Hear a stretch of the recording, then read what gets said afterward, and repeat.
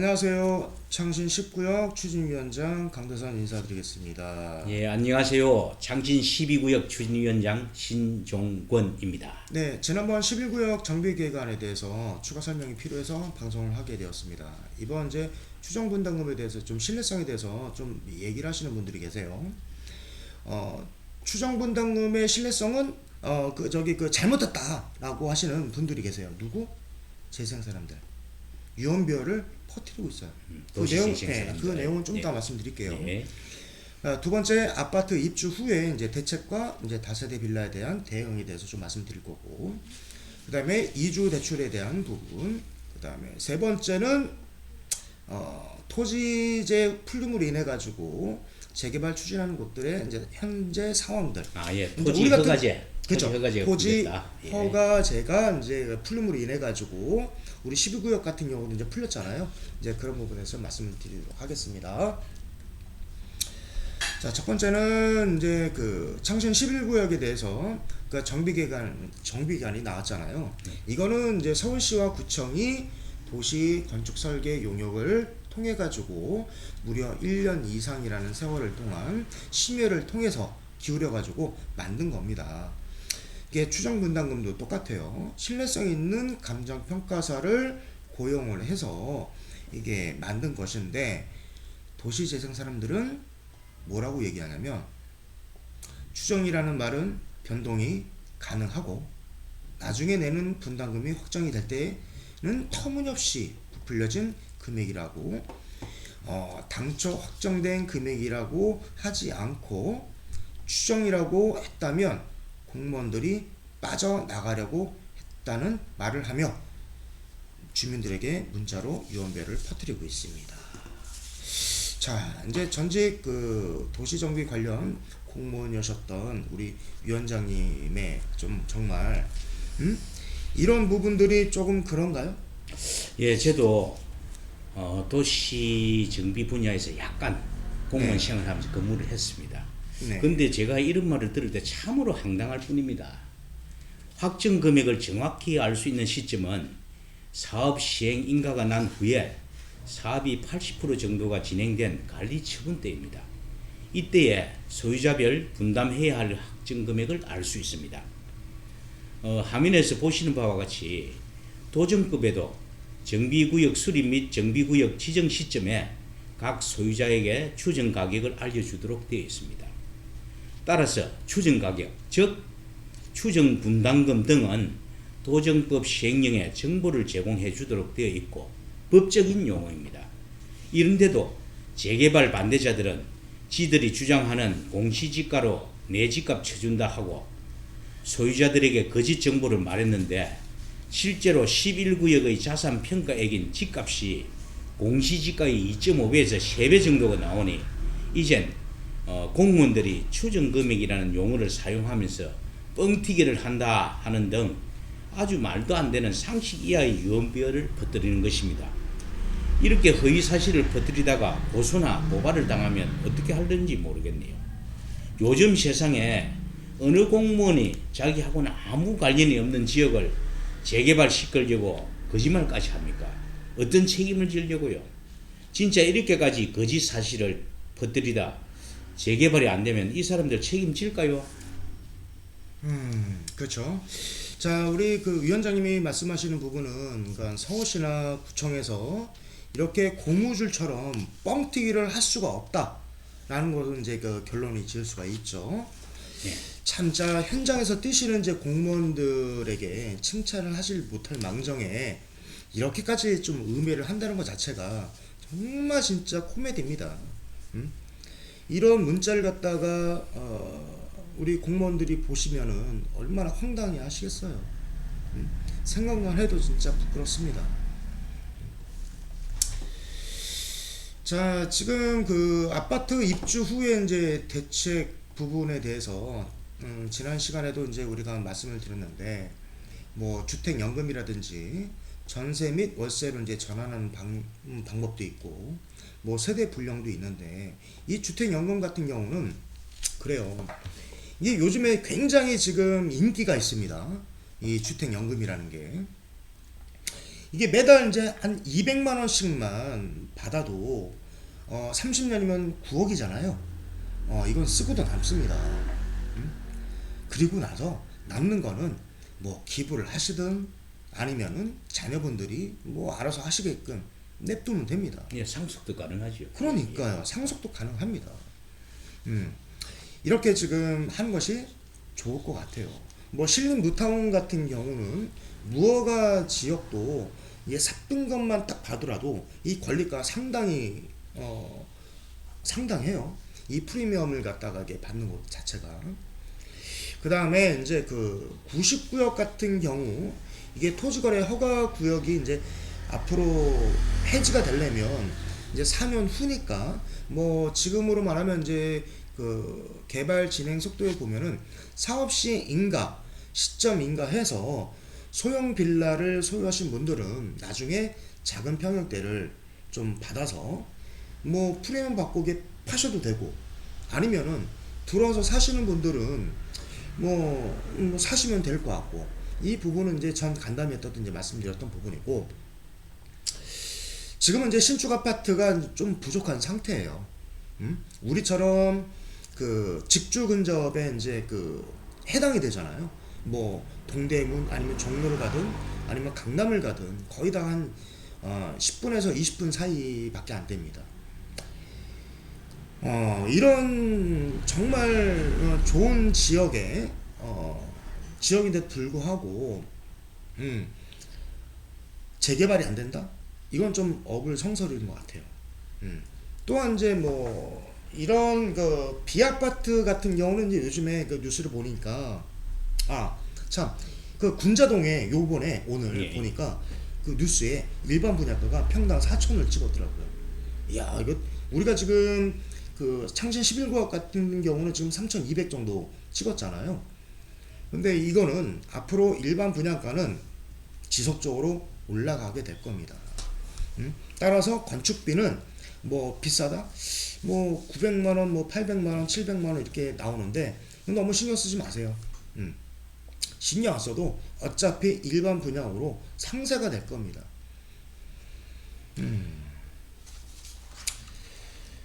자, 그리고 이제 초기 이제 미분양이었던 이제 서울 지역 대표 아파트들 단지를 보면은 이거 이제 국토부 이제 자료인데요.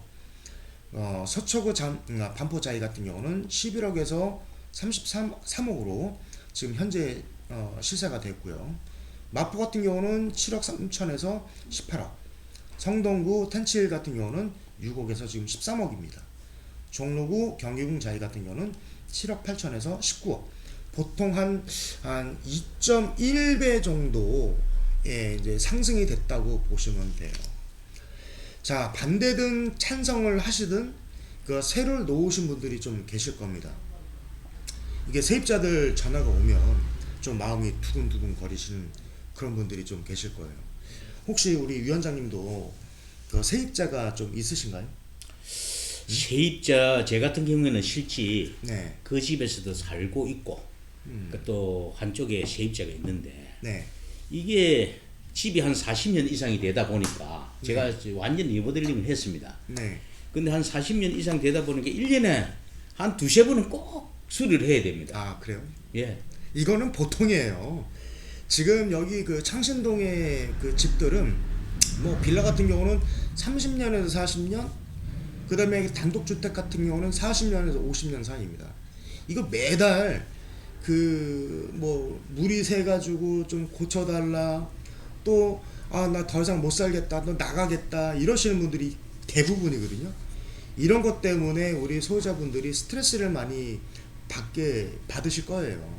맞습니다. 점점 재개발을 안 하게 되면 이 심각해지는 상황이 점점 더 심각해질 겁니다. 그러니 이슈 없는 비아파트 시장은 점점 무덤이 될 수밖에 없는 것이죠.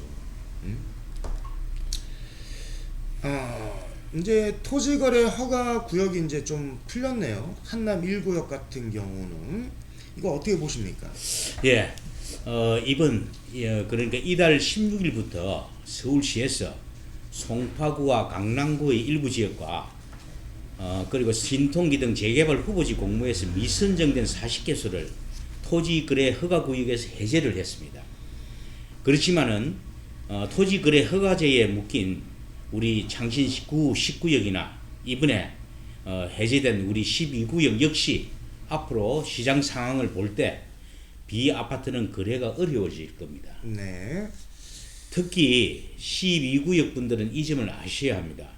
우리 12구역이 토지거래 허가구역에서 불렸다고 하나 매매나 전세가 잘 될 거라는 판단은 착각입니다. 화면에 보이는 한남 1구역은 전용 40에서 60제곱의 빌라 호가가 14억에서 16억까지입니다.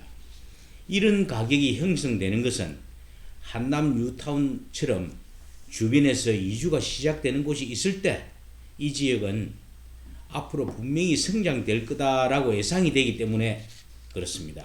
그렇지 않으면은 한 20년 전에 태초 가격이 되는 것입니다.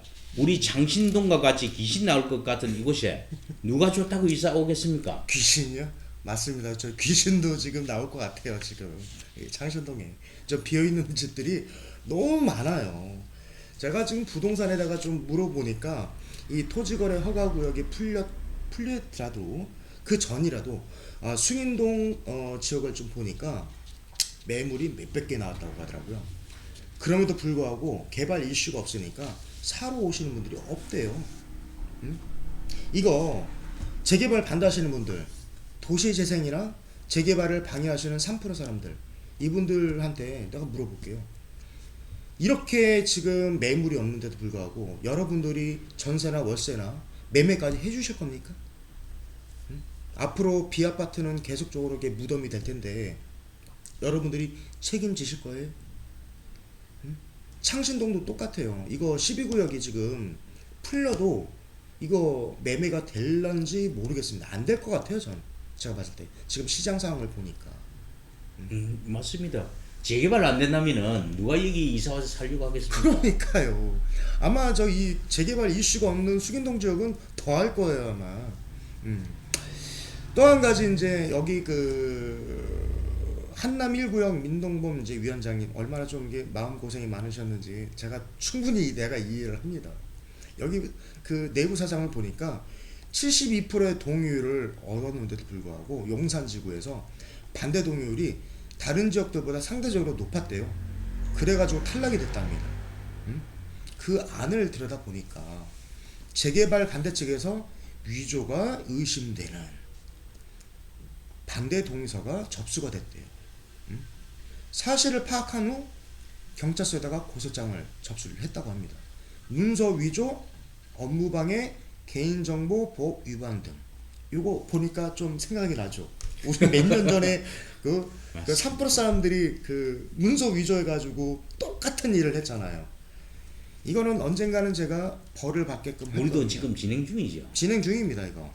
네. 이거 벌을 받게 할 거예요, 제가.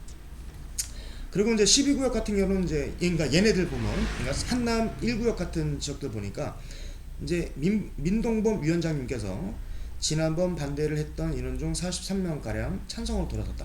이런 작업들을 지금 우리도 하고 있는 중이죠. 예, 그렇습니다. 예, 좀 말씀을 좀 예, 해주시죠. 아시다시피 우리 창신동 지역은 노후도가 90%에 가깝고 도로 상태는 차량이 서로 교행도 못하는 좁은 골목길이 태반이고 특히 불이 나면 소방차 진입도 어려워서 위험천만할 때가 한두 번이 아닙니다. 또한 대부분의 집들이 3, 40년대 이전에 지어져서 1년에 한두 번은 꼭 수리를 해야 합니다. 그런데도 재개발 반대자들은 아직까지도 공시지가로 내 집값을 쳐준다고 거짓말을 퍼뜨리며 재개발 반대를 선동하고 있습니다. 재개발을 지금 시작해도 빨라야 8년입니다. 만약에 재개발 추진을 안 한다면 우리 창신동이 서울에서 가장 낙후된 살기 힘든 달동네가 될 것이 뻔합니다. 우리 12구역을 둘러싼 창신 9, 10, 11구역에서 먼저 절차에 따라서 재개발 진행을 앞서가고 있습니다. 우리 12구역도 지난 11월 14일부터 재개발 후보지 신청 동의서를 받고 있습니다. 이번에는 반드시 꼭 재개발 대상지로 선정이 될 수 있도록 우리 12구역 소유자님 힘을 보태 주시기 바랍니다. 네. 네, 그러니까 이런 사람들, 그러니까 도시재정 사람들, 그 다음에 재개발을 방해하시는 3% 사람들, 이런 사람들 때문에 우리가 9, 10구역 같은 경우는 각각 가요, 각각 사업이 10구역 따로, 9구역 따로 사업성이 틀려질 겁니다. 근데 같이 간다고 그래요, 자꾸. 왜 같이 간다고 그래요? 각각 지금 선정이 됐는데. 이런 것도 지금 유언비어입니다. 그래서 개발을 방해한다고 제가 말씀을 드리는 거예요. 왜 오도합니까? 왜 같이 간다고? 왜 10구역이 9구역을 갖다가 먹는다는 그런 얘기를 해요? 뭐 그런 얘기 아니에요. 그거는 없어요. 그런 거는 어차피 각각 되기 때문에. 또 한 가지, 이런 사람들 때문에 우리가 조합으로 안 가는 겁니다. 이 조합으로 가지고 싸움박질을 많이 하잖아요. 그러면 재개발 기간이 길어집니다. 길어지면 어떻게 되느냐, 조합원들의 이자 낼 돈이 매달 40억 50억이 돼요. 그러면 조합원 분담금은 그만큼 높아질 수밖에 없어요. 해서 우리가 신탁 방식으로 선회를 했던 거예요. 이런 분들 때문에. 그래서 왜 우리가 신탁으로 가는지는 이제는 이해를 하셨으니 적극적으로 이 사무실에 동조를 해주시고 차별을 해주시면 될 것 같습니다. 자, 우리 이제 그 12구 위원장님 이제 나오셔가지고 이제 좋은 말씀을 많이 하셨고, 뭐 더 하실 말씀이 있으시면은 말씀을 좀 해주시고 영상을 끄도록 하겠습니다. 예, 제가 다시 한 번 더 우리 12구역 소유자님들께 당부의 말씀을 드리겠습니다. 재개발 반대파들이 공시지가로 내 집값을 쳐준다는 것이 이번 창신 11구역 사례에서 거짓말이라는 것이 밝혀지지 않습니까? 기존에 반대하시는 분들도 이번에 우리 재개발 찬성에 같이 동조해가지고 우리 12구역이 꼭 재개발이 될 수 있도록 대상지로 선정이 되도록 같이 힘을 보탰으면 좋겠습니다. 다시 한번 제가 말씀드리겠습니다. 우리 12구역도 11월 14일부터 재개발 후보지 신청 동의서를 받고 있습니다. 이번에는 반드시 꼭 재개발 대상지로 선정될 수 있도록 다 같이 힘을 좀 보태 주시기 바랍니다. 네, 이상입니다. 네, 이제 그 7년 후면 지금도 이제 공급이 이제 부족한데 7년 후면은 아파트가 이제 부족하게 될 겁니다. 우리가 빨리빨리 진행돼 가지고 7년 후에 입주가 된다면 그 신규 브랜드의 가치는 상상 이상으로 뛰게 될 겁니다, 여러분. 그 날을 위해서 우리는 빨리빨리 진행할 수 있도록 여러분들의 적극 동참을 좀 바랍니다. 감사합니다. 네, 감사합니다.